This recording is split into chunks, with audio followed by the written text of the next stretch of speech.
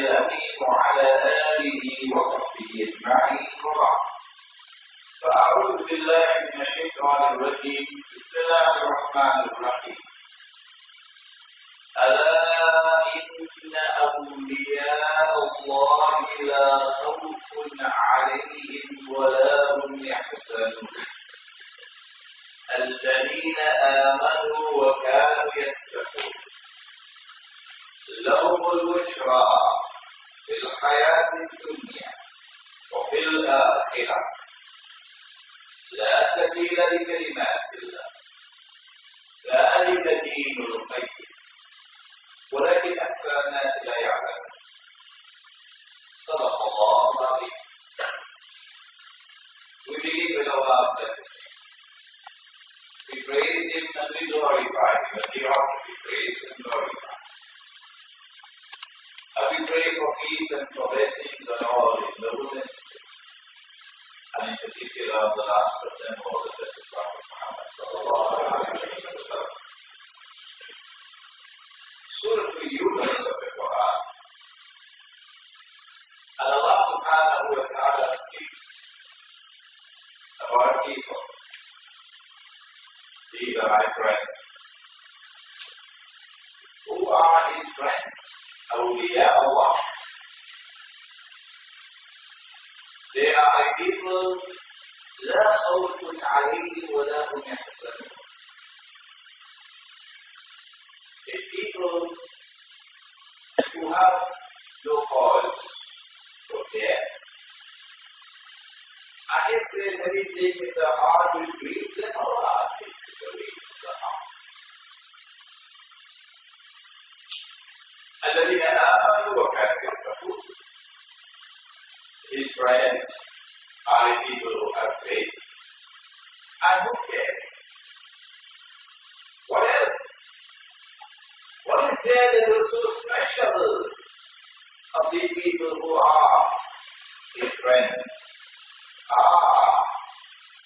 لهم البشرى في الحياة الدنيا. Now we can recognize the friends of Allah. لهم البشرى في الحياة الدنيا وفي الآخرة. They receive, they are gifted with bushra. Bushra. That's not an alien living in Cape Town named Bushra. I have an auntie named Bushra. لهم البشرى. They get bushra في الحياة الدنيا وفي الآخرة. Here and there. And when they get bushra, there is something in bushra concerning truth, concerning the word of Allah, through which truth reaches us, the kalimat of Allah. There is something in bushra connected with truth, connected with the word of Allah, the kalimat of Allah, through which truth reaches us. لا تبديل لكلمات الله. When Allah sends that bushra to them, within which there is truth expressed in kalimat, it doesn't change. Oh no. There is no change in the word of Allah. ذلك دين القيم. إقامة الدين is the establishment of the deen. The establishment of the deen takes place through different stages until we have reached this stage where bushra now comes. The deen is not as yet completely established. ذَلِكَ الدِّينُ الْقَيِّمُ. This is the deen now completely established. ولكن أكثر الناس لا يعلمون, but most people are not aware of this. Most people are not aware of this. Now I'm afraid Tonight, Shaitan might call me to forget a hadith. Let me tell you in advance, so if I forget it, you remind me. Something about Nabuwa, prophethood, comprised of 46 different parts.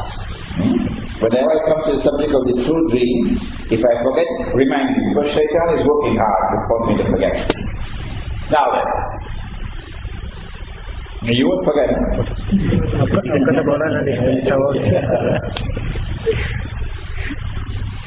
What is this bushra?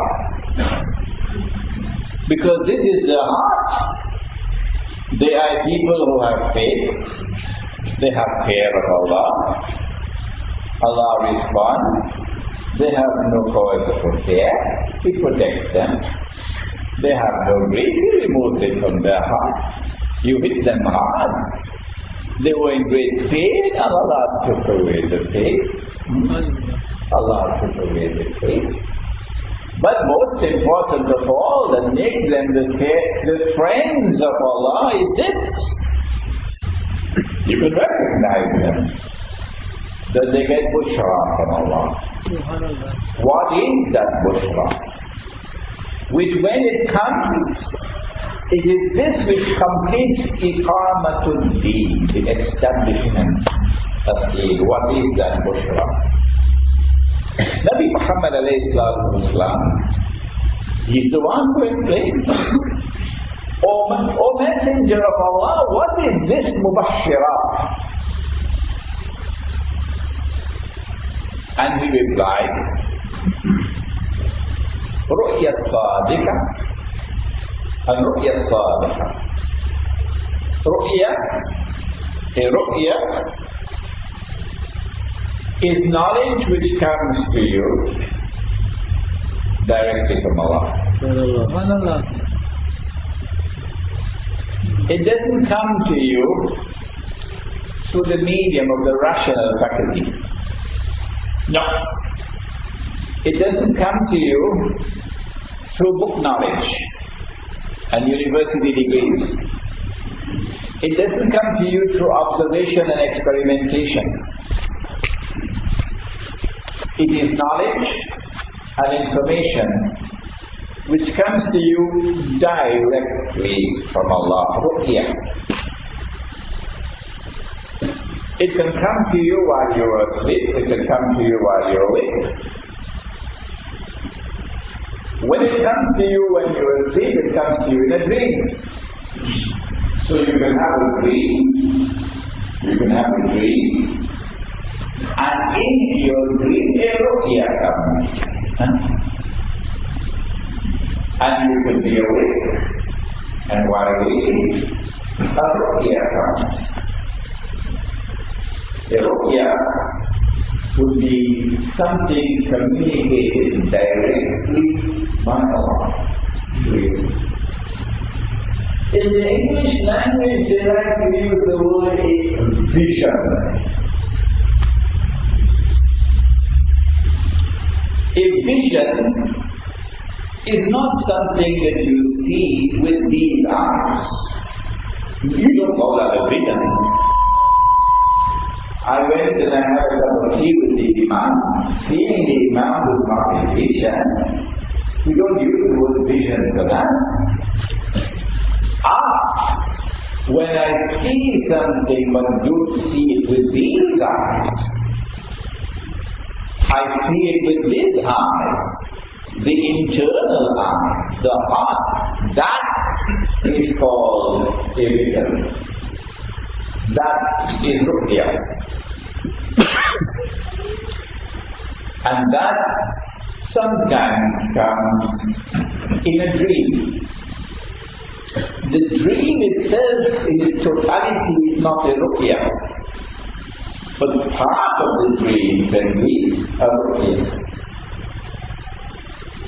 And so, this verse of the Quran of Surah Yunus is conveying a message of supreme importance, because it says, ذَلِكَ الدِّينُ الْقَيِّمُ, and Lord, and everyone said, ذَلِكَ الدِّينُ الْقَيِّمُ. These are not the right words, these are very heavy words. You need a strong man to hold up these words. That is the establishment of the deen. All that came before was building, and there was one last block left.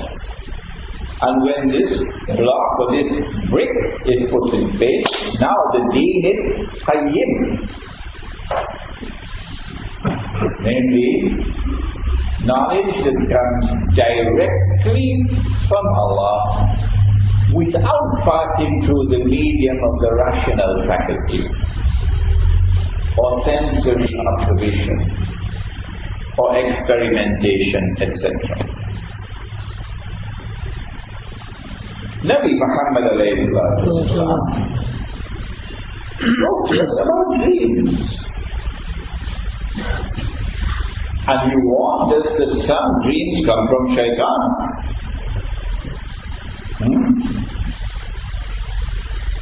And these are usually dreams that scare you, like nightmares. And sometimes these dreams can be cleverly constructed. Allah gave you a nice wife, alhamdulillah. She's a virtuous woman, alhamdulillah. The world is filled with treasures. But the most valuable thing in the whole world is a virtuous woman. And that's what you got. Yeah. And then you had a dream of your wife, you know what? And you woke up in the morning and you look in the mirror. You know what I saw? You know what I saw? I know you buy locks, put on every door of the house. The windows have locks as well, because of what you saw in the dream. The Prophet said, when any of you sees a dream from shaitan, when you wake up from the dream, he said, turn your head to your left shoulder. Most of us have left shoulders, don't we? And then spit 3 times. The spitting being a symbolic act of expelling something filthy, evil. Spit 3 times. Saliva does not necessarily have to leave the mouth. But after doing that, he says, don't tell that dream to anyone. Not even to grandma. Not even to grandma. Yeah. Don't tell that dream to anyone. And if you do that, the dream will fade away. It won't harm. Well, if no one ever told you the subject, no one ever taught the subject of dreams,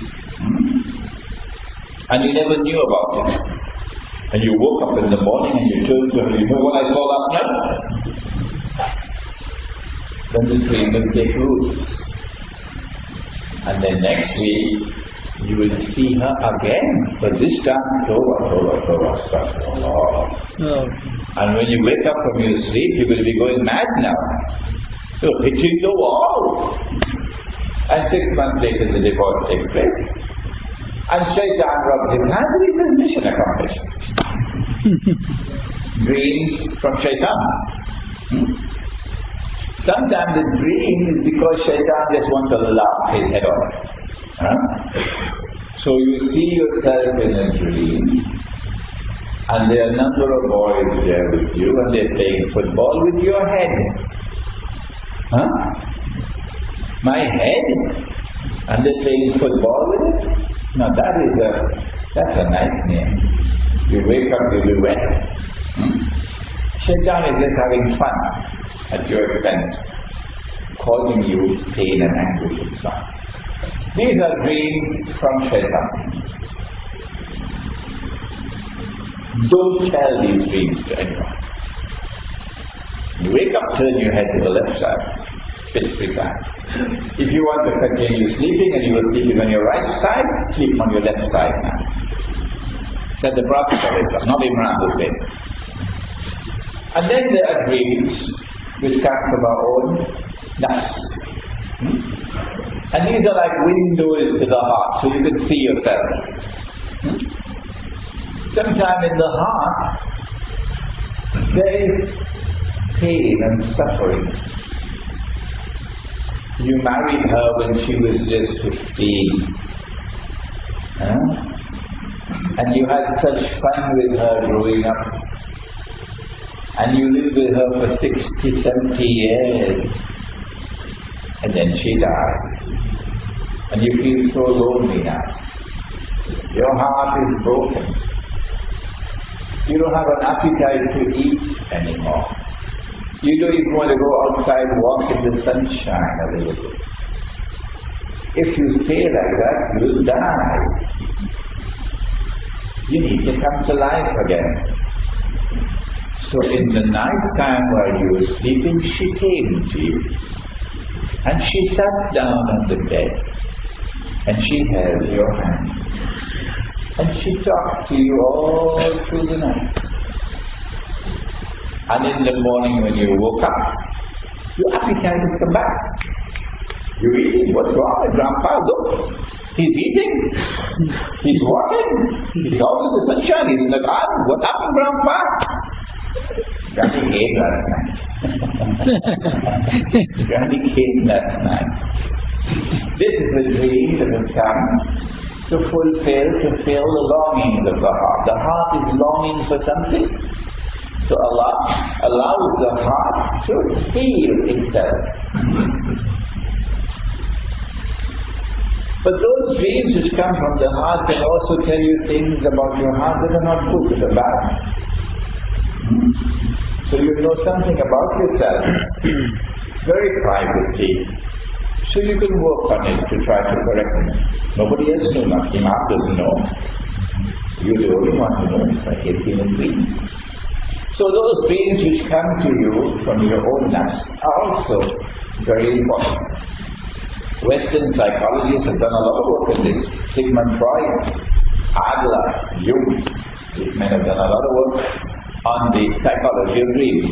But then we come to the most important part of our subject, namely, dreams which come from Allah. What is the status of dreams which come from Allah? And what is the status of visions that come not in sleep but also in the waking state? Because they're the same. It's the same vision whether it comes in sleep or whether it comes while you're waking. What is its status? The true vision. Ru'ya Sadiqa. He was writing that book many years ago. But for some strange reasons, more women buy that book than men. And for some strange reason, I get much more emails from women to their dreams than from men. I don't know whether women have more dreams than men. Men too busy to dream. Whatever it is. The Prophet said, alayhi salatu wasalam, the hadith in Sahih Bukhari. It is a very important hadith. We seldom ever pay adequate attention to it. Can you imagine what he said? He said that Nabuwa, or prophethood, is comprised of 46 different parts. Don't ask me what are the 46 parts, because he didn't say it. He said Nabuwa or prophethood is comprised of 46 different parts. After me, nothing remains of Nabuwa except one part. Oh, there is a part of Nabuwa still remaining in the world in Pelican Park. Is it Pelican Park? Pelican Park. What is it? He said it is that Bushra. That Bushra that is still in the world. That Ru'ya Sadiqa. Ru'ya Sadiqa. The vision which comes in a dream, or the vision which comes while you're awake, through which knowledge and information is communicated directly from Allah. That is the last part of prophethood still remaining in the world. That weighs a lot, doesn't it? And therefore it deserves serious study, doesn't it? Not to be dismissed lightly. And when a servant of Allah is blessed with that bushra, then he is a friend of Allah. And you attack him, and you humiliate him, and you persecute him, and you wage war on him, what will Allah do to you for waging war on his friends?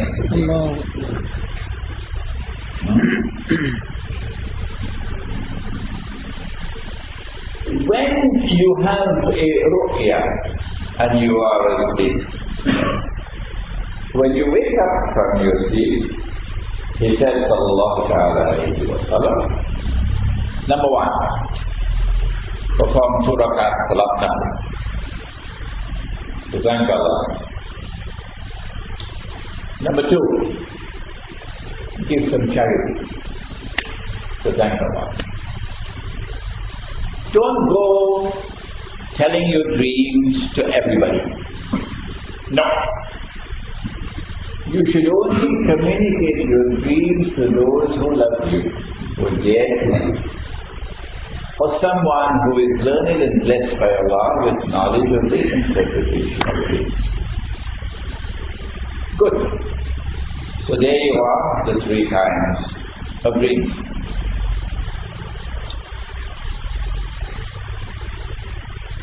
Are there dreams in the Quran? True dreams? Yes, there are. Let's take a look at them. The most famous surah of the Quran for dreams is which one? Yusuf alayhi salam, the surah of dreams. Was it the sun, the moon, and how many stars? 11. The sun, the moon, and 11 stars, they came and they bowed down, they made sajda before Yusuf alayhi salam.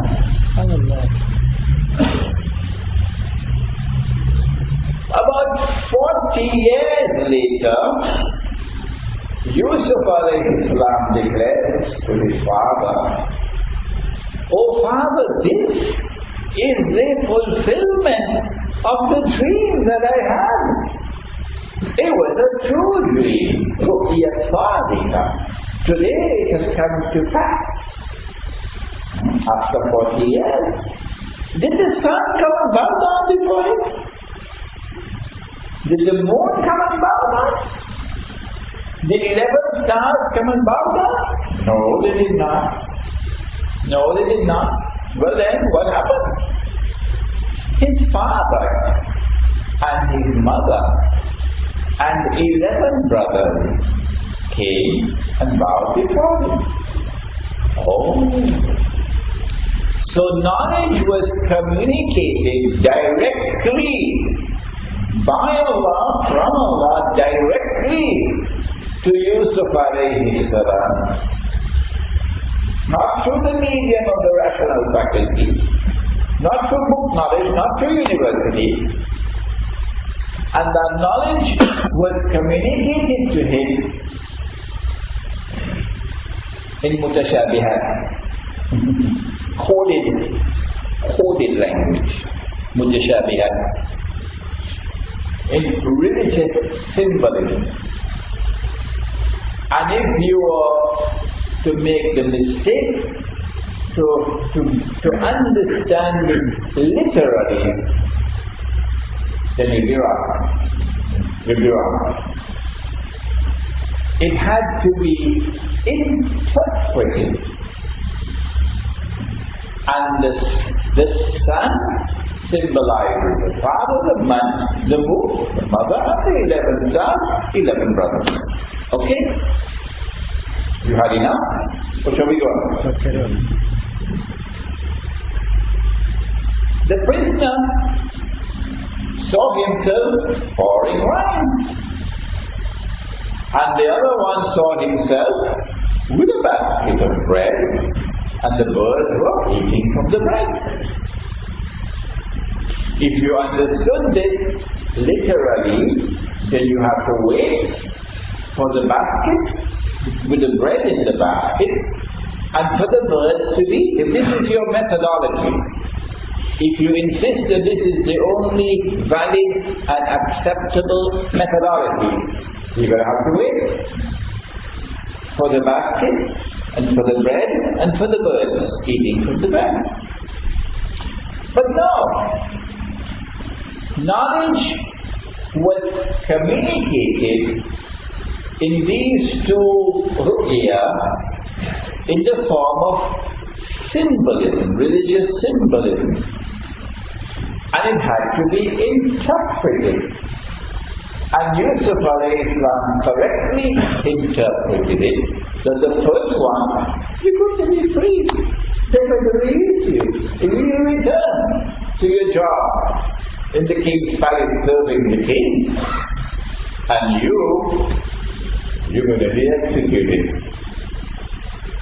And when you are executed, your body will be thrown out there and the birds will be eating from your body, your head. And so here is another example. The knowledge was communicated. It was true, but it was communicated through mutashabihat, religious symbolism. You had enough? The king, 7 years of corn, full, the grains are there. 7 years of corn, dry, no corn in them. 7 fat cows, 17 cows and 7 fat cows. Nobody could interpret it. At least there wasn't anyone in Egypt who was going outside a window looking for 7 fat cows. No. At least they have that much knowledge to understand that when knowledge comes directly from Allah in the form of vision, they have to be interpreted. They're not to be understood literally. At least they have that much knowledge. And Yusuf alayhi salam interpreted it, that there will be 7 years of abundant rain, plenty harvest, and there will be 7 years of drought. Nabi Muhammad alayhi salatu wasalam, and he saw himself making tawaf around the Kaaba. It was a vision of something to happen. And the vision was true. Because after that came Hudaybiyah, and then after that came Fath Makkah, and we were there, and we were making tawaf around the Kaaba at Hudaybiya. But this dream came without any symbolism in it. It was direct thing.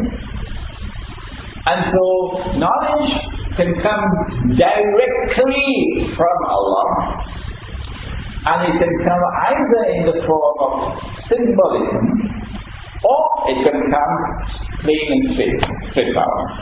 Exactly what it says. These are some of the dreams in the Quran. How important is this subject? Another hadith of Sahih Bukhari. The Prophet said, alayhi salatu, when the last age comes, the dreams of the mu'min will hardly ever fail to be true Christians. We are living in the last age now. Do you think that the British army defeating the Turkish army, the Ottoman Islamic Empire army in 1917 and liberating the Holy Land, and Lord Kitchener entering Jerusalem and declaring, today the Crusades are over. You think this happened by chance? Did it? And then Britain ruling over the Holy Land from 1918 to 1948. This was by chance. It could have been France, it could have been Germany, it could have been China. It's by chance, is it? And then the Jews being brought back to the Holy Land to reclaim it as their own 2,000 years after Allah had expelled them. By chance. Is this by chance? And then a state of Israel being born in the Holy Land in 1948. Is this by chance? All of these things. And then that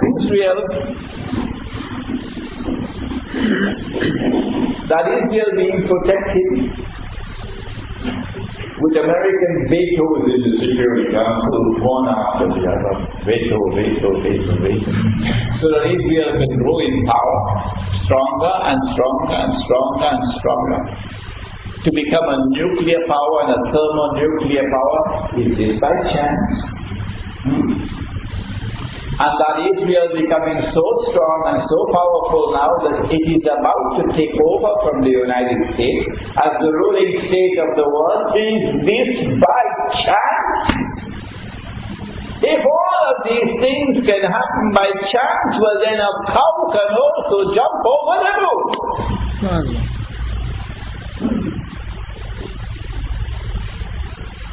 Well, if it is not happening by chance, I want to know.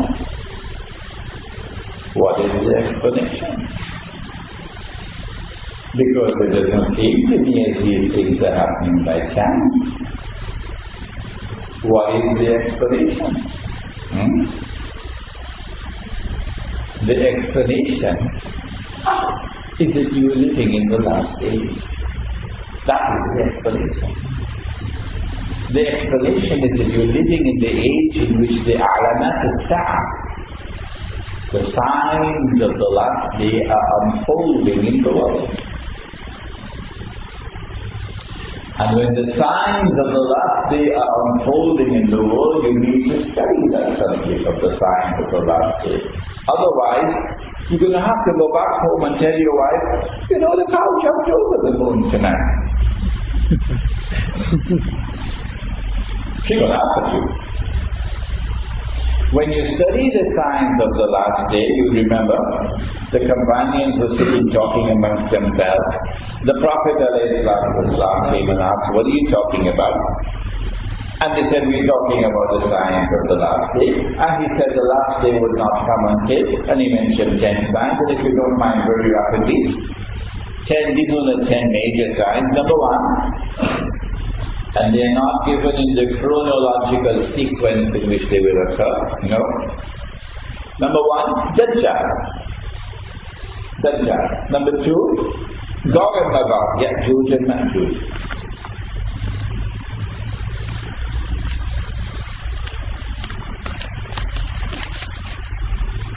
Number one, Dajjal. Number two, Gog and Magog. Ya'juj and Ma'juj. Number three, the return of the Son of Mary, the true Messiah. Number four,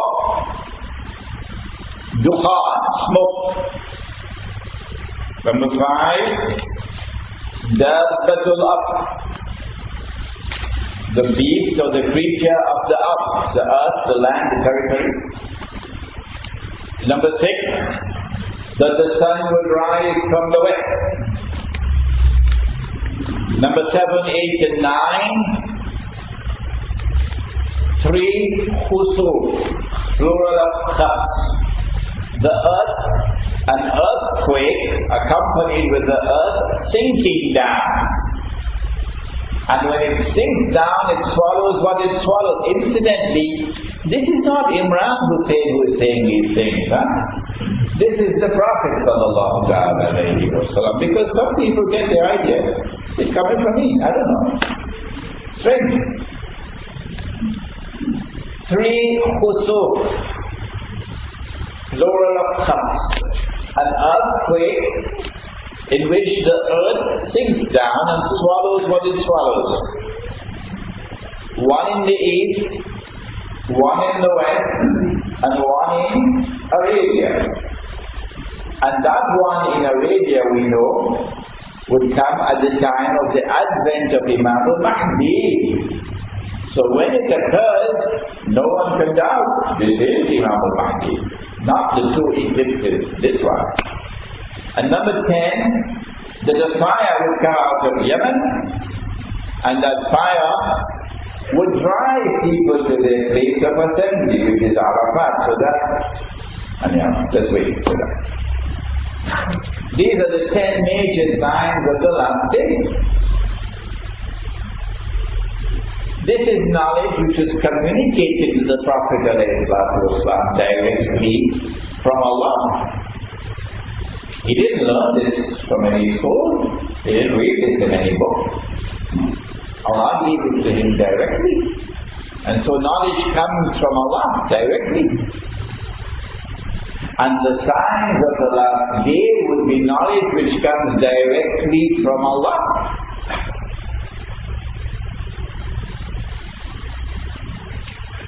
And among these signs, the Quran tells us that one in particular is the key to the understanding of the whole subject. Which one? Surah Al-Zukhruf. وَإِنَّهُ لَعِلْمٌ لِلسَّاعَةِ. Yani, he, Nabi Isa alayhi salam, yani, the return of Nabi Isa alayhi salam is the key to understand the entire subject. It's going to be interesting tomorrow night at the University of Cape Town. Very interesting. Because I want to hear what the Christians have to say on the subject. As the Christians present may probably be very interested to hear what the Muslims have to say on the subject. So tomorrow night is not going to be a debate to see who will win. Tomorrow night, we want to hear what we're saying. They want to hear what we are saying. The subject of the signs of the last day is therefore knowledge that is communicated directly from Allah subhanahu wa ta'ala. And this is the last age because the key to the understanding of the whole subject is the return of the true Messiah. And Nabi Isa alayhi salam told us that before the true Messiah can return, Allah will release into the world a false Messiah, Al-Masih al-Dajjal. He has to rule the world, and he has to do it from Jerusalem. Because Nabi Isa alayhi salam, when he comes back, that's what he's going to do. So when you see, to rule the world from Jerusalem, he had to have a state of Israel to convince the Jews that he is indeed the Messiah. So when you see the Holy Land liberated by a British army, and then you see Britain taking control of the Holy Land, allowing the Jews to return. And then you see a state of Israel being born in the Holy Land. And then you see that Israel growing day by day to become more and more powerful. And then tomorrow you see that Israel take over from the United States as the ruling state in the world. You know that the time is close. when he would come forward, ruling the world from Jerusalem and declaring, I am the Messiah. It's so simple. So you know, you're living in the last age. And in the last age, knowledge is going to come from Allah directly. And that knowledge that comes directly communicates signs of the last day. And the signs of the last day cannot be understood using only the rational faculty. You need a new methodology to handle the signs of the last day. And if you do not understand the signs of the last day, you will say all of these things are happening by accident. And when you go back home and you tell your wife that, she will say, well, a cow can also jump over the moon. I hope I'm not being too forceful.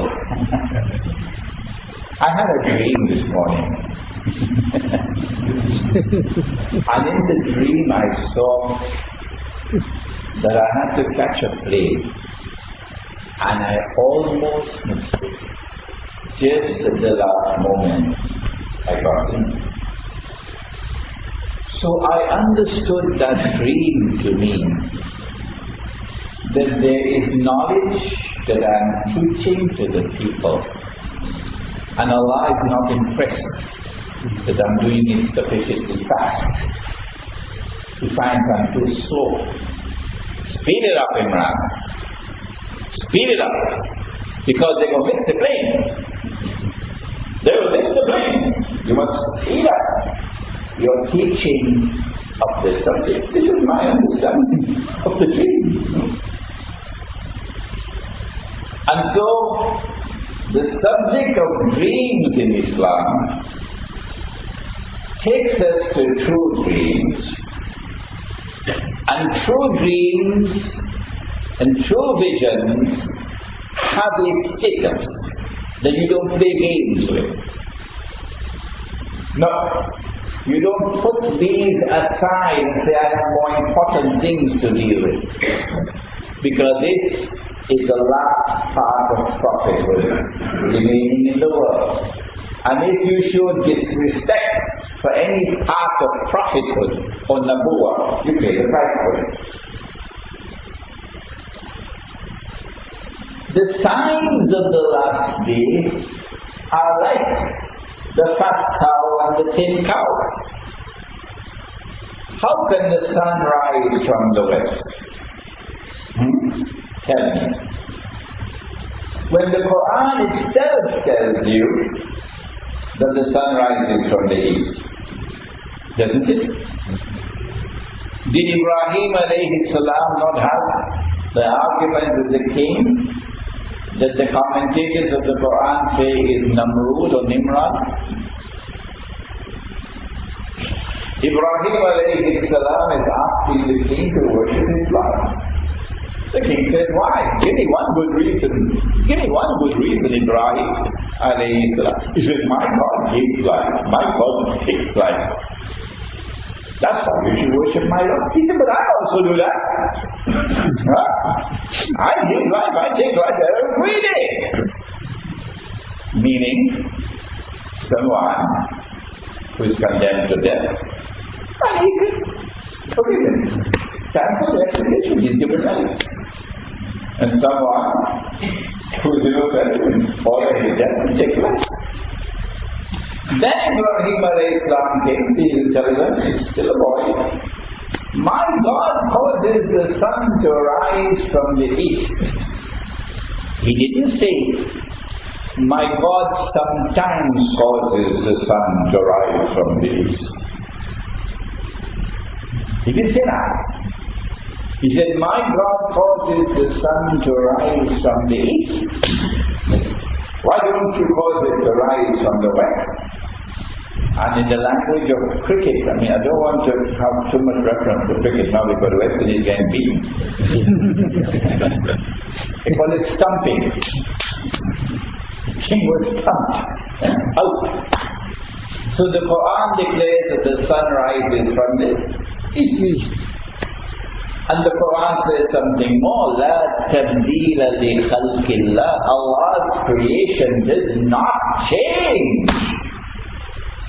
For the sun to rise from the west, it would imply that Allah's creation has changed, and therefore the Quran is false. As I know that there are many very clever and ingenious explanations that are given about the sun rising from the west. I also bought one of them some time ago. Now, this is clearly religious symbolism. And in the same way that you have to interpret the 7 fat cows and the 7 thin cows, so too you have to interpret the sun rising from the west. When, however, you give an interpretation of religious symbolism, always remember, it is not binding. It is not binding on anyone. It is not a matter which affects your aqidah. If someone does not accept it, he is not committed a sin. Not at all. When you give an interpretation of religious symbolism, not only is it not binding on anyone, but secondly, you have to be quick to say only Allah does not make mistakes. Because you can be mistaken. But in making an effort to interpret religious symbolism, you are engaged in an act that will bring reward. Even if you make a mistake, it can open the door for someone else to come who would give the correct interpretation.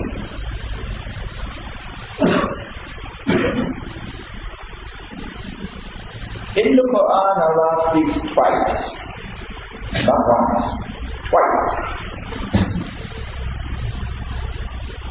about knowledge which was communicated directly to someone, with which that person was able to interpret religious symbolism in dreams, for example.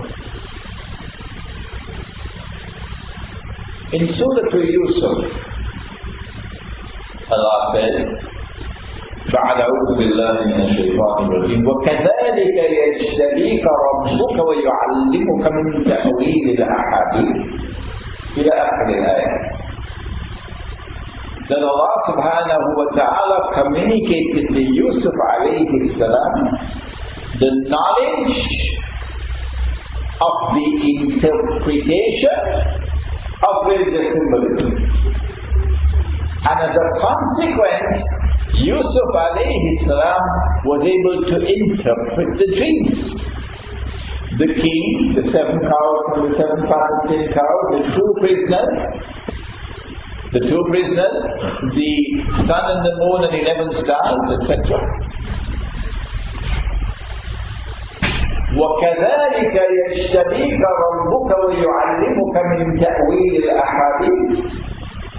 So there is a branch of knowledge that can be communicated to a servant of Allah, with which he can interpret religious symbolism. Was Yusuf alayhi salam the only one? No. Nabi Muhammad alayhi salam one day had a surprise. A woman came to him, and on her face is fright. Oh, Messenger of Allah, I have seen something terrible. What did you see? Oh, Messenger of Allah, I saw a piece of your flesh land in my lap.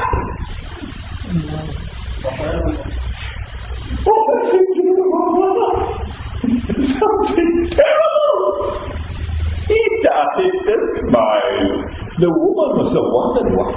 He's smiling. He's smiling. He said, this dream of yours, this vision of yours, the true vision. Allah has communicated knowledge, but He has communicated that knowledge in the form of religious symbolism. And if anyone is waiting, and I'm not using these words sarcastically, do not accuse me of sarcasm. Do not accuse me of disrespect. Do not accuse me of arrogance, because it is not sarcasm. It is not disrespect. It is not arrogance. I'm trying to teach you. If anyone is waiting for that lump of flesh of the Prophet ﷺ to drop on her lap, you've got a long way ahead of you. He smiled. And what this means is that my partner is going to make a baby. And you will hold the baby in your arms. And that is what happened. That is what happened. Okay? And so the knowledge of the interpretation of dreams would be the knowledge of the interpretation of religious symbolism, would be the knowledge with which to be able to interpret knowledge that comes directly from Allah. And that knowledge is not communicated to only one man. It's communicated to the Prophet as well. Is there any other place in the Quran with this kind of knowledge? If it is in the Quran, then we better wake up. Because we're living in the last days now. Unless we want to say that the cow can jump over the moon. We're living in the last days now. We're living in the age of Dajjals. In Surah Al-Kahf of the Quran, and we had a seminar on Surah Al-Kahf on Sunday all day long. And if you are with me on Sunday, don't go back home and say you've understood Surah Al-Kahf now. No. It might be better for you and I to say, maybe I have 5% now. I hope I can reach 6% before I die. That will be better. Because the knowledge of the surah is inexhaustible. In Surah Al-Kahf, we have a warning of all warnings. That this is the only surah of the Quran linked to Dajjal. If you have no knowledge about Dajjal, don't start challenging me, please. Go study the subject first, before you make an embarrassment of your own self. Go study the subject first. In Surah Al-Kahf, we have the only surah of the Quran which is linked to Dajjal. That the Prophet said, recite the first 10 ayat of Surah Al-Kahf for protection from the fitna of Dajjal. You know that. So this is the surah that is linked with Dajjal. But Dajjal has a PhD in deception. The fellow in Malaysia got angry. He got very angry with me because he just got his PhD. He worked very hard for that PhD. So he sent an email to me. Check, don't do that again. He's in Malaysia now. Dajjal has a PhD in deception. Dajjal comes to the river and the fire. His fire is the river, his river is the fire.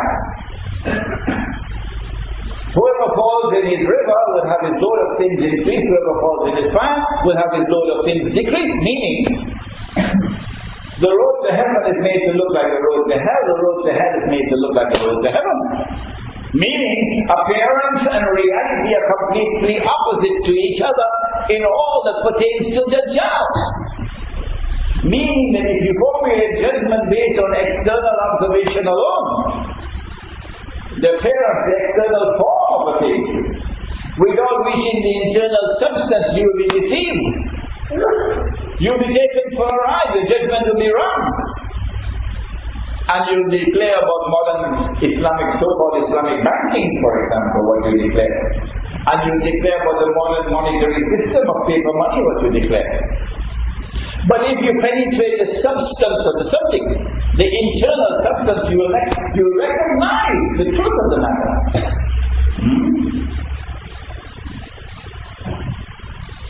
And so in Surah Al-Kahf, Allah gave the lesson of all lessons.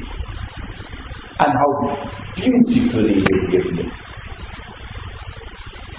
The story of Musa alayhi salam and Khidr alayhi salam, in my humble opinion, is the most important passage in the whole Quran, explaining the world today and equipping us to respond to it appropriately. What is that story? Musa alayhi salam meets Khidr alayhi salam. He wants to study from him. He wants to learn from him. Because Allah subhanahu wa ta'ala declares about Khidr alayhi salam that he is the most learned of all men. He is the most learned of all men. What makes him the most learned of all men? Surah Al-Kahf answers, وَعَلَّمْنَاهُ مِنْ لَدُنَّا عِلْمًا وَعَلَّمْنَاهُ مِنْ لَدُنَّا عِلْمًا. That I gave him knowledge directly from me, not knowledge that is acquired through the rational faculty. Not knowledge which is acquired through observation and experimentation. Knowledge that comes directly from Allah to Himself. That is what makes him the most learned of all men. And when Musa alayhi salam said, I want to meet that most learned of all men, what did Allah say? He says, take a fish. Don't ask me why, because I don't know. Might be somebody just gathering who could teach me now. Why a fish? Put it in the basket. And travel to the place where Majma'ul Bahrain, where the two oceans meet. Where the two oceans meet. And there you meet. This is religious symbolism. Don't take me up to the top of Table Mountain and show me the two oceans. No. Imam Baydawi, rahimahullah, he is the one who said that the two oceans are the ocean of knowledge, externally acquired, and the ocean of knowledge, internally acquired. Imam Baydawi. But when Imam Baydawi gives that interpretation, it is not binding on anyone. No, you don't have to accept it. And secondly, when Imam Baydawi gives an interpretation of this religious symbolism, Imam Baydawi has to protect himself. Only Allah will make mistakes. Any one of us who gives an interpretation of religious symbolism has to accept that we can be wrong. But praise be to Allah that the Imam gave this interpretation, because it is a clear and daylight to me that it is the correct interpretation. And when Musa alayhi salam met Khidr alayhi salam, and then they traveled, there were three events that took place: the boat that was damaged, the boy who was killed, and the wall that was founded. On all three occasions, Musa alayhi salam using knowledge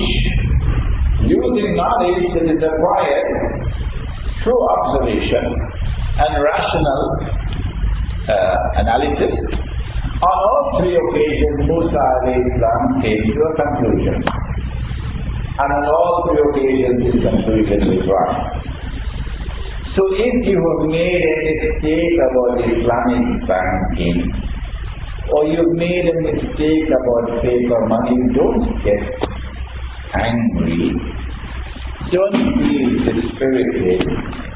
Don't enter into a state of despair. Look, Musa alayhi salam made mistakes on all three. And Khidr alayhi salam was correct on all three.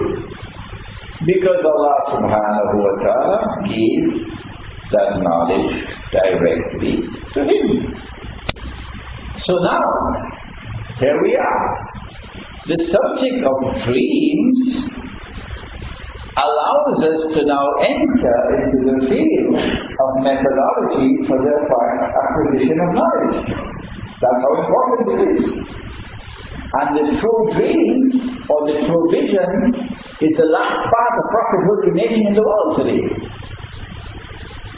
So when the Prophet said, alayhi salatu wasalam, the Dajjal will ride on a donkey. The donkey will travel as fast as the clouds. The donkey will have his head stretched out wide. Which methodology are we to use to study and understand this hadith? Which one? It is located in the signs of the last day, as a consequence of which we have to be careful that this could be religious symbolism. There are two methodologies available. The first one insists on a literal interpretation, literal understanding. If the Messenger of Allah said a donkey, then it will be a donkey. If he said the donkey will fly, then the donkey will fly. If he said the donkey will fly as fast as the clouds, then it will fly as fast as the clouds. And if he said that the air will be stretched out wide, then the air will be stretched out wide. Do not for one moment think that I'm trying to humiliate anyone. I'm not. This is one methodology. And this is a methodology which is insisting that it is the correct one for large numbers of Muslims around the world today. I don't need to mention any names. And then there's another methodology. It is not an exclusive methodology of the Sufis, not at all. Sheikh Safar al-Hawali is a Saudi sheikh. He is Salafi. He is not Sufi. Sheikh Safar al-Hawali uses this methodology. Because when the Prophet said, alayhi salatu wasalam, that one of the signs of the last day will be Dabbatul Ard, the beast of the earth. I said to myself, Ard here, in this context, is Ardul Muqaddafah. And therefore, I am looking for a beast in the Holy Land. And when I looked to the Holy Land to see a beast, I saw it immediately. There it is, the state of Israel. So I recognize this to be religious symbolism. And I interpreted the battle of to be the state of Israel. Imagine my surprise and my happiness to find a Saudi sheikh, a Salafi sheikh, doing the same thing. Yes. He wrote a book entitled Yawmul Ghadab, the day of Allah's wrath. And in that book he interpreted Dabbatul Ard to be the Zionist movement. Praise be to Allah. Praise be to Allah for a Saudi sheikh who has the courage to recognize that this is religious symbolism and to make an effort to interpret it. Even if he is wrong, I pray that Allah will bless him for the effort that he made. And so we on this side, we say that the donkey is religious symbolism. The donkey that travels as fast as the clouds and will have his legs stretched out wide, we say it's the modern aircraft. Both sides should be allowed to express themselves. The doors of the masjid should be open. No side should seek to ridicule the other, but the people should be allowed to choose. And when the people make their choice, they will make the choice having studied the subject of what their heart leads them to. And so pay attention to your dreams. Before we end, Abdullah ibn Umar,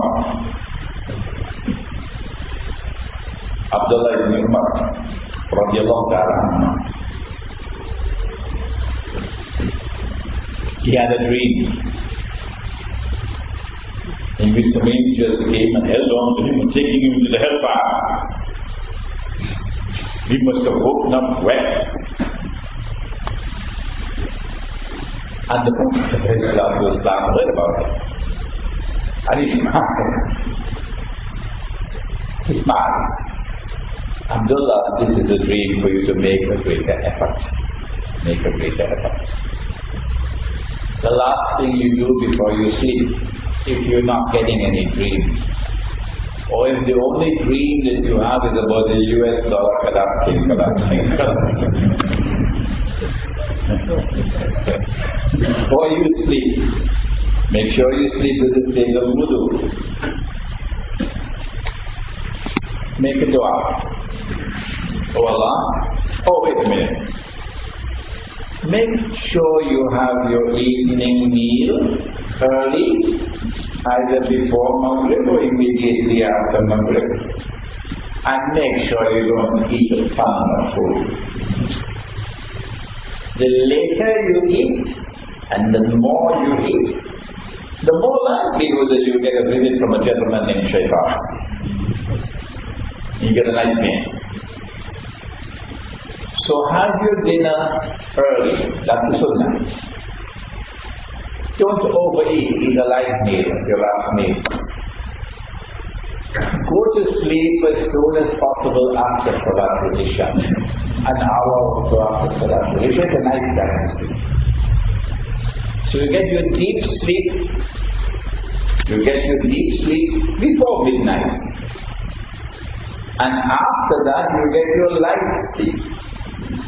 And dreams don't come in deep sleep, they come in light sleep.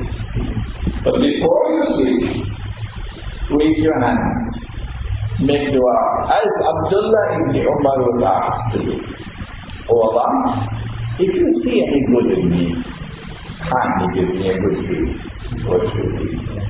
And we pray that Allah subhanahu wa ta'ala may bless you, that your dua may be answered. رَبَّنَا تَقَبَّلْ مِنَّا إِنَّكَ أَنْتَ السَّمِيعُ الْعَلِيمُ وَتُبْ عَلَيْنَا يَا مَوْلَانَا إِنَّكَ أَنْتَ التَّوَّابُ الرَّحِيمُ.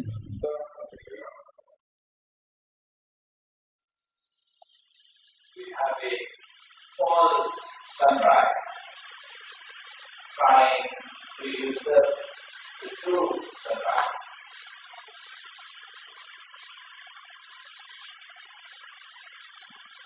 The false sunrise to symbolize falsehood, and the true sunrise, the Hikra, to symbolize truth.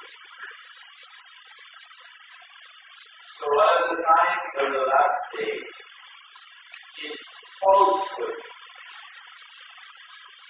taking over the world.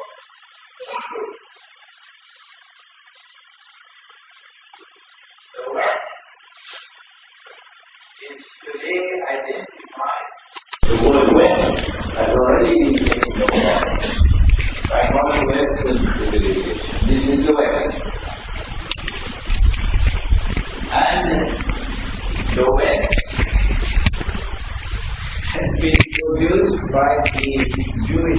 Christian alliance, about which it is given a warning.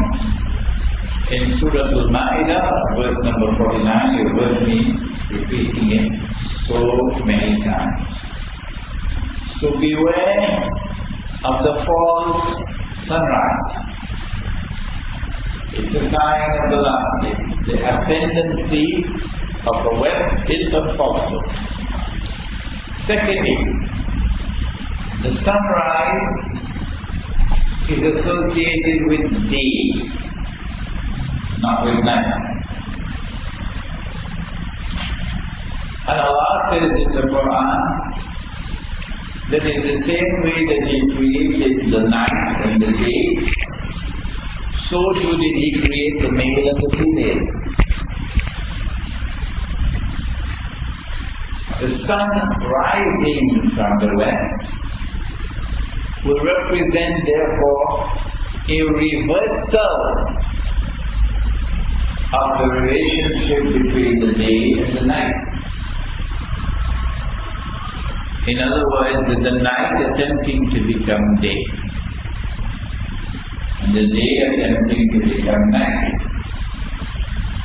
That is already happening in the world today, with women assuming the functional role of men. The hadith that women will dress like men. You see them in a jacket, in trousers, sometimes a tie. The blue jeans of the woman and the man hardly differs. She is dressing like a man.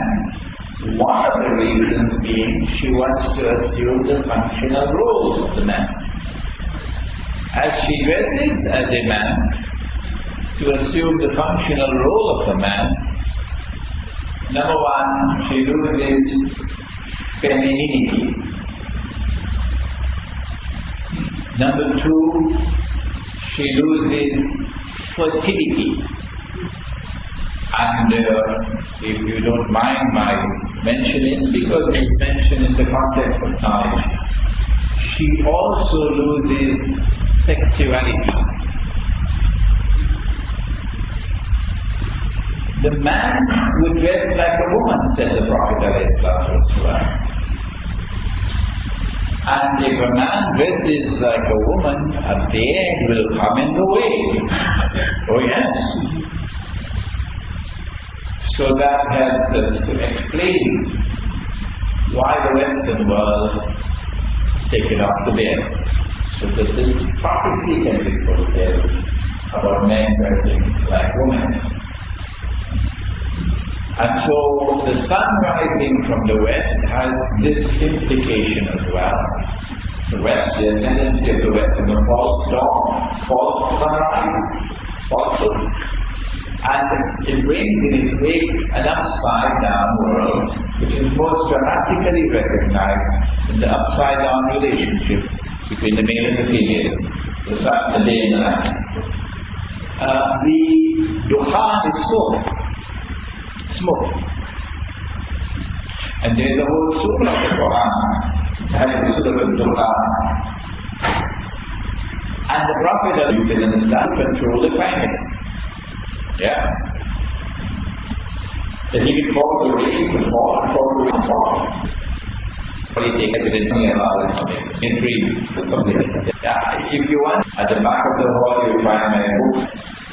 In Surah Al-Kahf text translation and modern commentary, you will find my email address there. And also in the booklet, The Gold, Dinar and Silver, Dirham, Islam and the Future of Money, you will find my email address there. Please send me agree in the private give an email. Yes. Maulana, the school of thought of Rashid Riba and his tafsir Muhammad Abdul تثبت وأرسل عليهم طيرا أبابيل تأخذ rational interpretation they refer to literacy. What does Maulana say about it? I do not have any knowledge about that one, and I will certainly not dismiss the opinion of a man of learning and Sheikh Riba and Sheikh Muhammad Abdul. Although we have a problem with Sheikh Muhammad Abdul and his fatwa on banking, on riba. Any other question? Yes. Wa alaikum salam. Remember, I can't hear properly, so yes, please, yeah.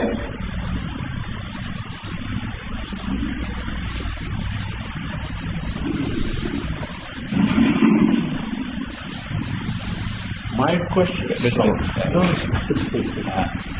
the sisters want to hear. The sisters want to hear. Okay, all right. I'm not used to this.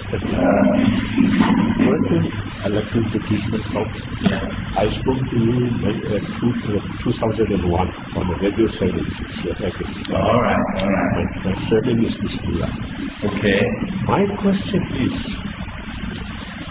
addressing reservation or something. The sun rises from the west, right? In the end of the world, when the end comes.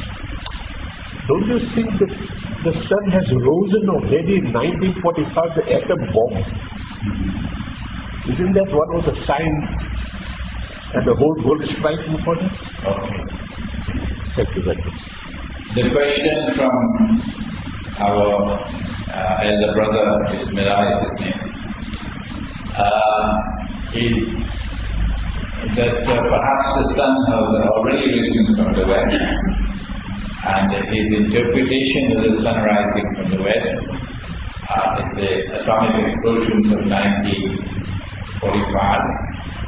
The atomic explosions of 1945, Hiroshima and Nagasaki, have come from the Western world. The use of nuclear weapons by the Western world was not by accident.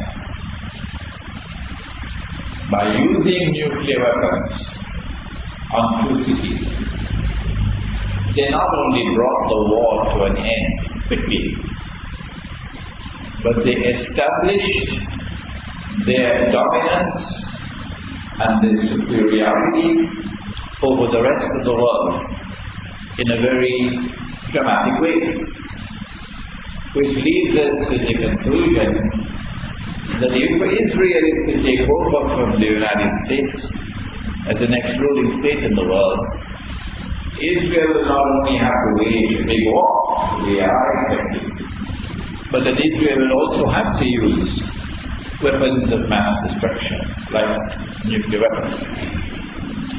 And so the use of atomic weapons was meant to cause the false sunrise to be accepted as a true sunrise. And that has happened in the minds of many, many people. Who wants to study the Quran anymore? I want to send my son to Harvard. I want to send my son to Yale. My son must get an American university education. I don't want my son to study Quran and Hadith. No, that's for the people who have no money, no place to do anything else in the world. So that's when you study Quran and Hadith. So we are the authors of our own misery. Yes. Any other questions?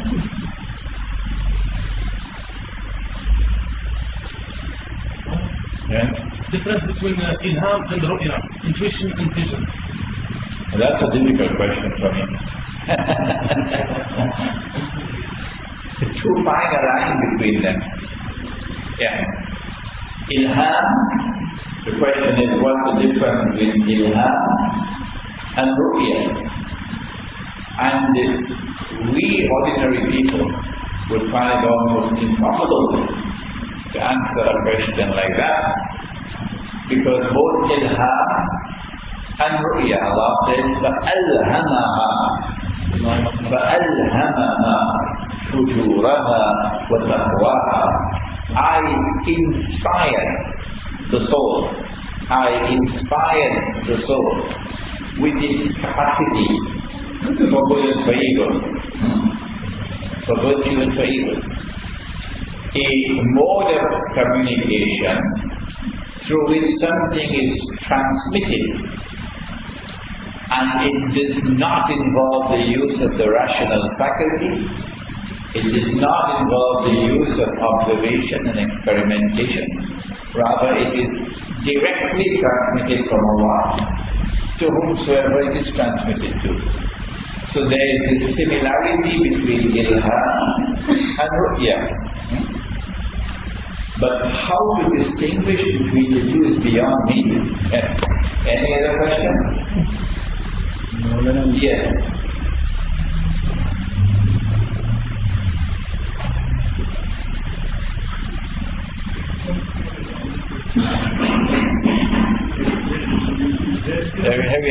Heavier.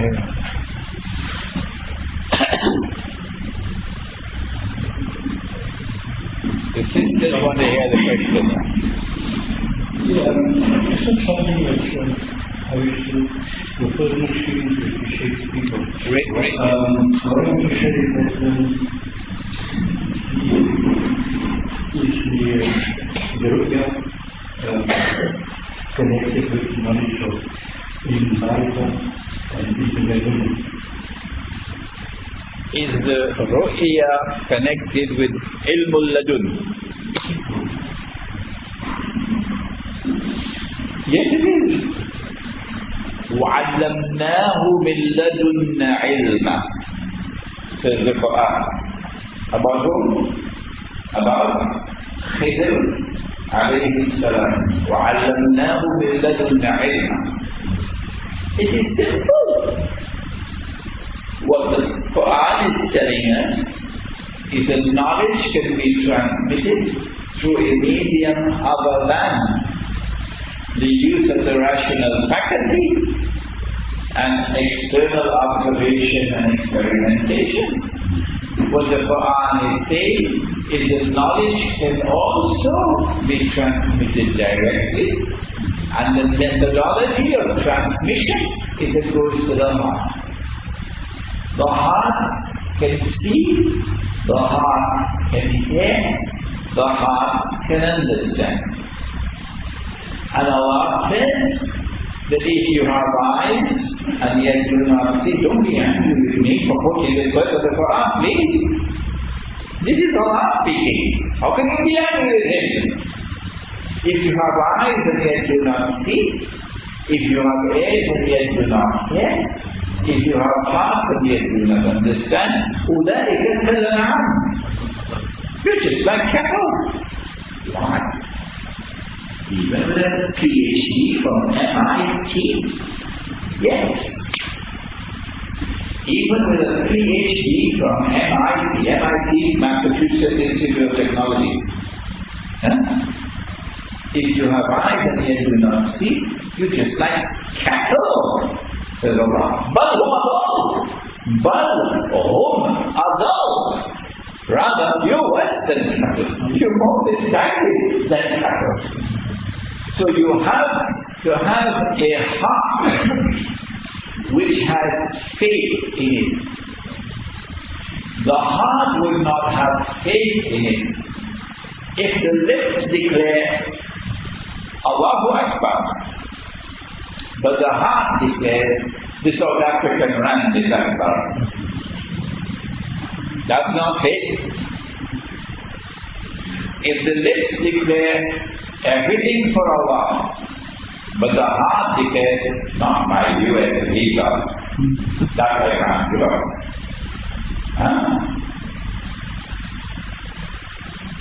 It must enter the heart. The heart must have faith. And when your heart is for Allah, even if you commit sins, and we all commit sins, you raise your hands and ask for forgiveness. You make tawbah, you ask for forgiveness. But your heart is for Allah. Then, when the heart is for Allah,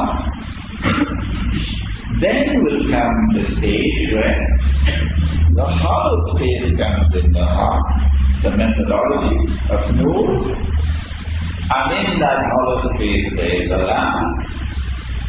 The lamp has a glass.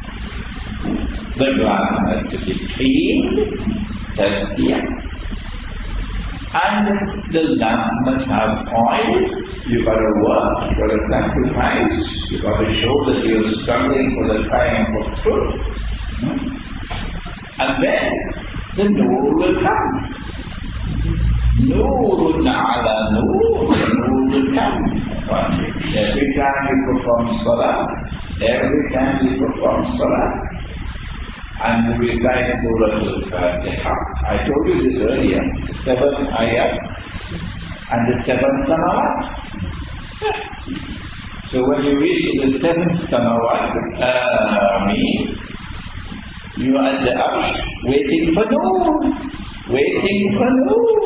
in every Salah. And this is what the Prophet said alayhi salatu wasalam. He said, As-salatu Noor. As-salatu Noor. Salat is Noor. And so, when Noor comes, you will be able to see what they cannot see of their worship. Any other question? Yes, Imam. Some dreams, some people dream symbolic dreams, some dream direct dreams. The one who dreams direct dreams is a more close connection of connection to Allah.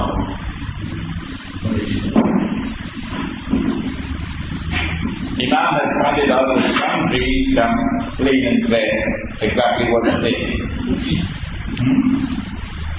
And some dreams do not come like that. This is muhkamat, this is mutashabihat.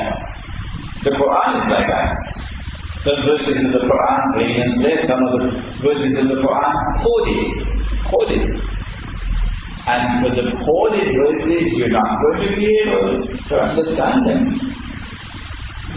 until you can penetrate the inside.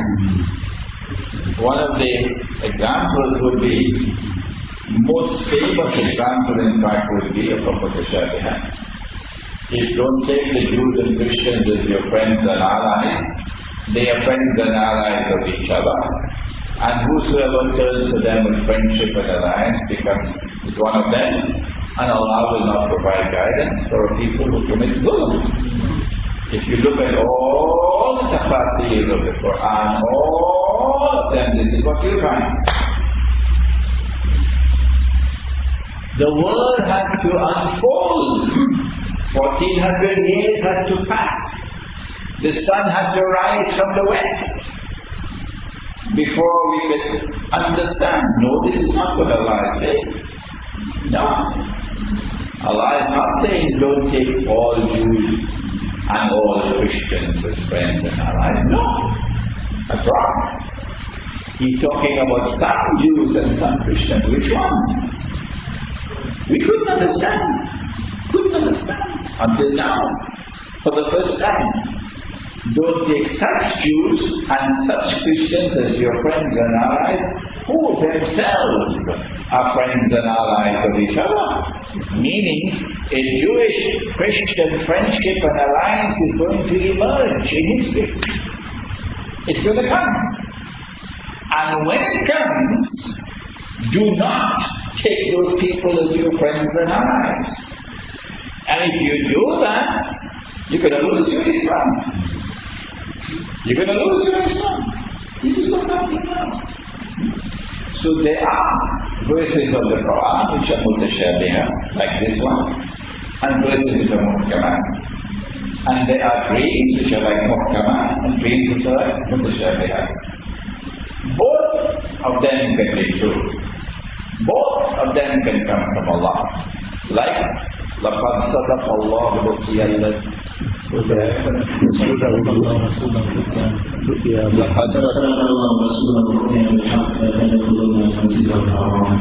Inshallah. This ayah of the Quran of Surah Al-Fatiha is plain there. It says what is going to happen, not mutashabihah. Very clear.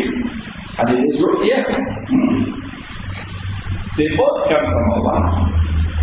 There is no indication that this one is superior to that one or that one is superior to this one. MashaAllah, I want to welcome my dear student, Maulana Imran Nazar.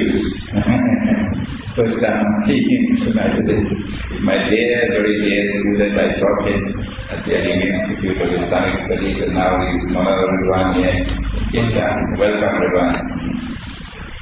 Yes, both the Mutashabihat and the Muhkamat are both in Allah. There is no superiority one over the other. Both are important. You must not neglect the Mutashabihat in the last age, but the time of Allah unfolded. Any more questions? Otherwise, we will go and have a look at Masala Chai now. Yes, reply.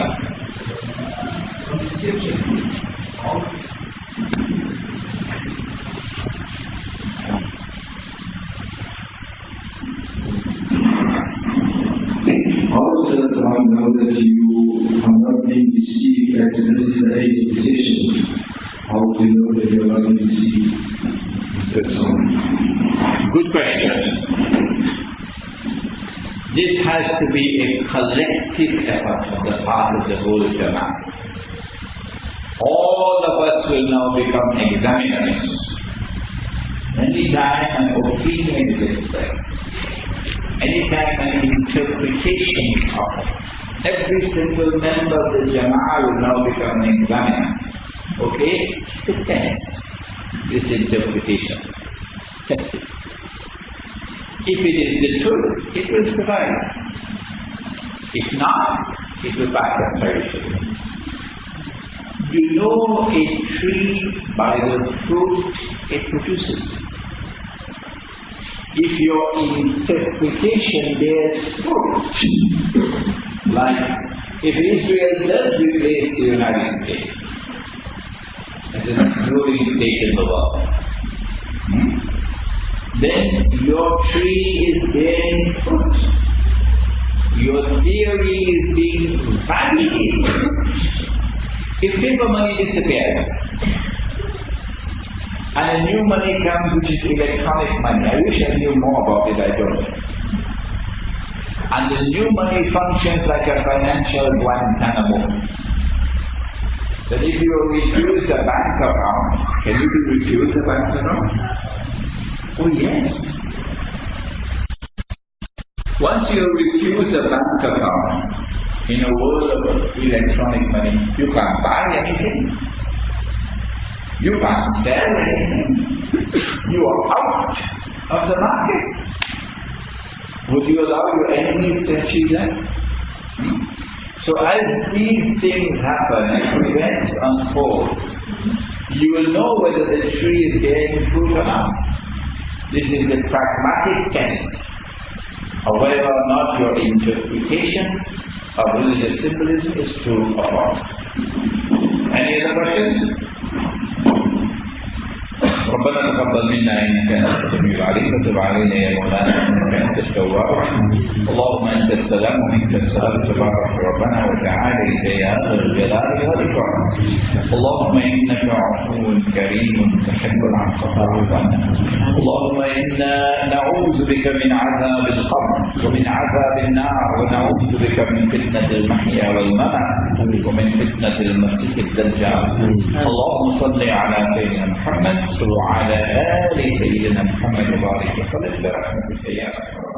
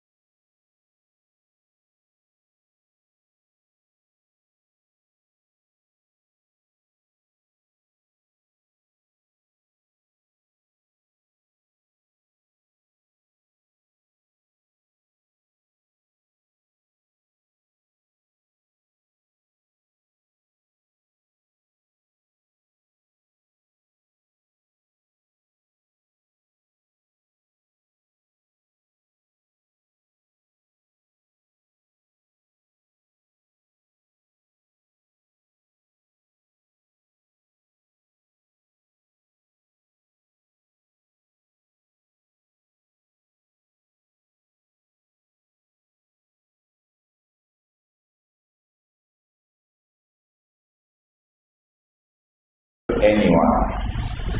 Not even to grandma. Not even to grandma. Yeah. Don't tell that dream to anyone. And if you do that, the dream will fade away. It won't harm. Well, if no one ever told you the subject, no one ever taught the subject of dreams, and you never knew about it, and you woke up in the morning and you told them, you know what I saw last night? Then the dream will take roots. And then next week, you will see her again, but this time, and when you wake up from your sleep, you will be going mad now. You're hitting the wall. And 6 months later, the divorce takes place. And Shaitan rubs his hands and he says, mission accomplished. Dreams from Shaitan. Sometimes the dream is because Shaitan just wants to laugh his head off. So you see yourself in a dream, and there are a number of boys there with you, and they're playing football with your head. My head? And they're playing football with it? Now that's a nightmare. You wake up, you'll be wet. Shaitan is just having fun at your expense, causing you pain and anguish inside. These are dreams from Shaitan. Don't tell these dreams to anyone. You wake up, turn your head to the left side, spit 3 times. If you want to continue sleeping and you were sleeping on your right side, sleep on your left side now. Said the Prophet, not Imran Hosein. And then there are dreams which come from our own nafs. And these are like windows to the heart, so you can see yourself. Sometime in the heart, there is pain and suffering. You married her when she was just 15. And you had such fun with her growing up. And you lived with her for 60, 70 years. And then she died. And you feel so lonely now. Your heart is broken. You don't have an appetite to eat anymore. You don't even want to go outside, walk in the sunshine a little bit. If you stay like that, you'll die. You need to come to life again. So in the night time while you were sleeping, she came to you. And she sat down on the bed. And she held your hand. And she talked to you. محمد الأمين وعلى آله وصحبه أجمعين وبعد. فأعوذ بالله من الشيطان الرجيم. بسم الله الرحمن الرحيم. ألا إن أولياء الله لا خوف عليهم ولا هم يحزنون الذين آمنوا وكانوا يتقون لهم البشرى في الحياة الدنيا وفي الآخرة لا تبديل لكلمات الله ذلك دين القيم ولكن أكثر الناس لا يعلمون صدق الله العظيم. We believe with Allah that we praise Him and we glorify Him, and He ought to be praised and glorified. And we pray for peace and for blessings on all His noble messages, and in particular on the last of them all, the blessed Prophet Muhammad sallallahu alayhi wa sallam. Surah Yunus of the Quran. And Allah subhanahu wa ta'ala speaks about people. These are my friends. Who are His friends? Awliya Allah.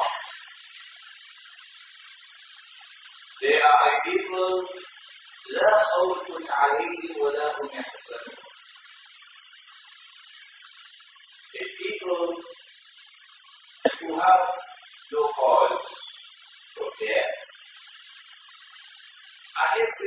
anything in the heart which grieves them, Allah takes it away from the heart.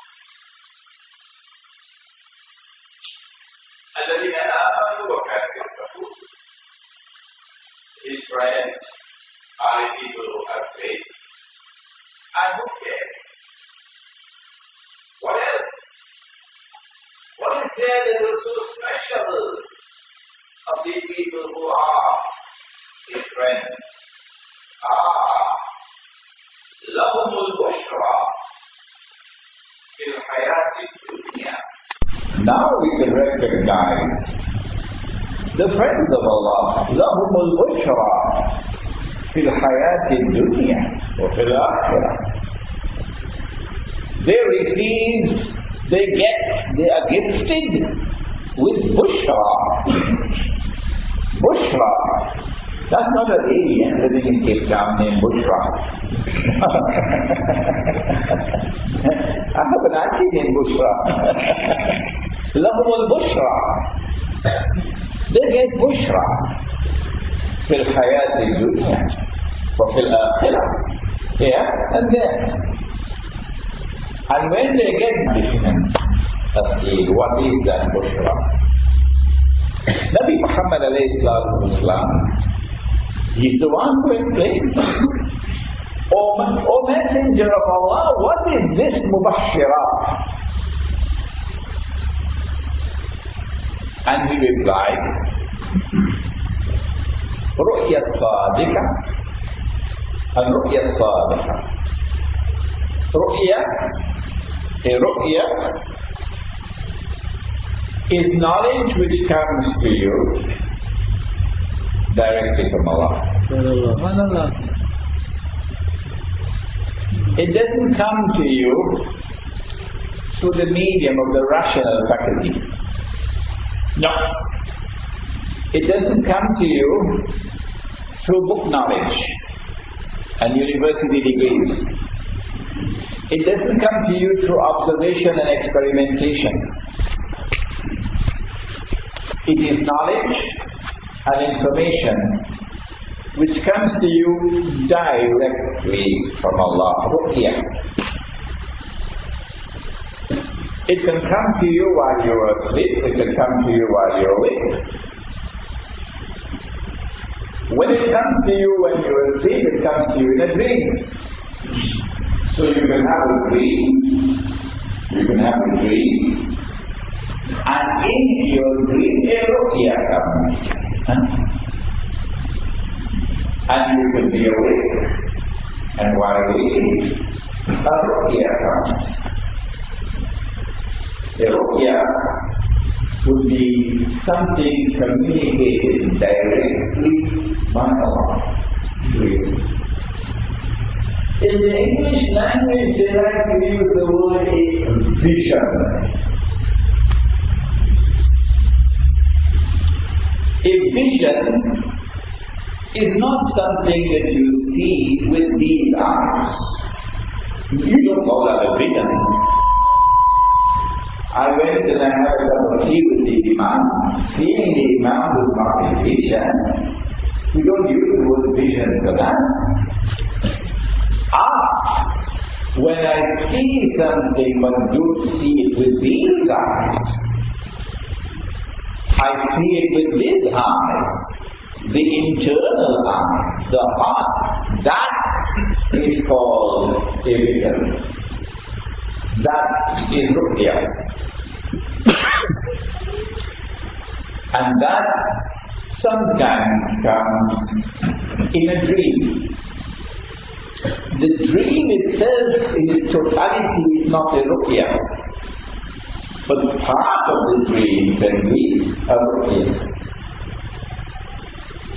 And so, this verse of the Quran of Surah Yunus, Bushra, there is something in Bushra concerning truth, concerning the word of Allah, through which truth reaches us, the kalimat Allah.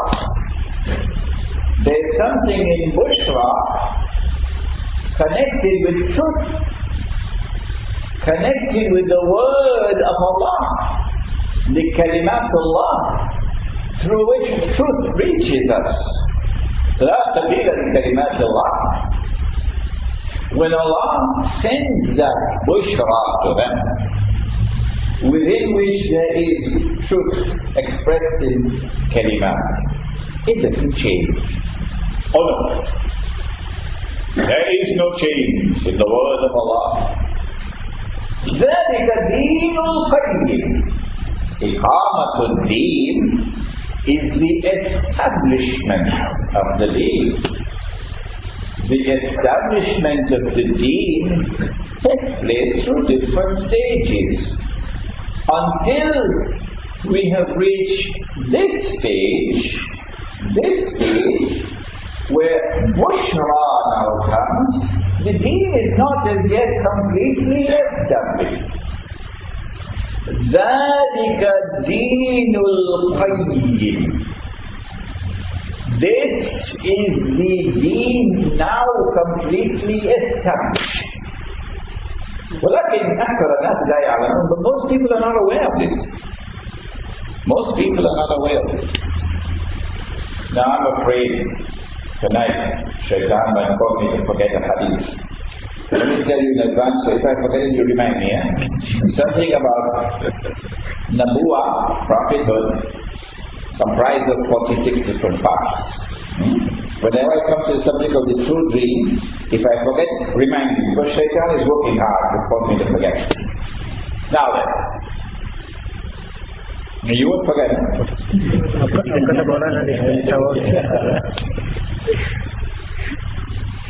What is this bushra? Because this is the heart. They are people who have faith. They have fear of Allah. Allah responds. They have no cause for fear. He protects them. They have no grief. He removes it from their heart. You hit them hard. They were in great pain, and Allah took away the pain. Allah took away the pain. But most important of all, that makes them the friends of Allah is this. You can recognize them. That they get bushra from Allah. What is that bushra? Which when it comes, it is this which completes iqamatul deen.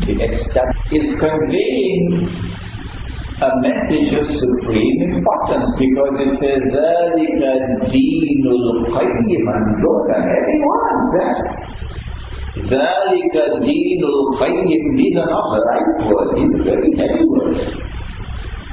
You need a strong hand to hold up these words. That is the establishment of the deen. All that came before was building, and there was one last block left. And when this block or this brick is put in place, now the deen is qayyim. Namely, knowledge that comes directly from Allah without passing through the medium of the rational faculty or sensory observation or experimentation, etc. Nabi Muhammad alayhi wasallam spoke to us about dreams. And he warned us that some dreams come from Shaitan.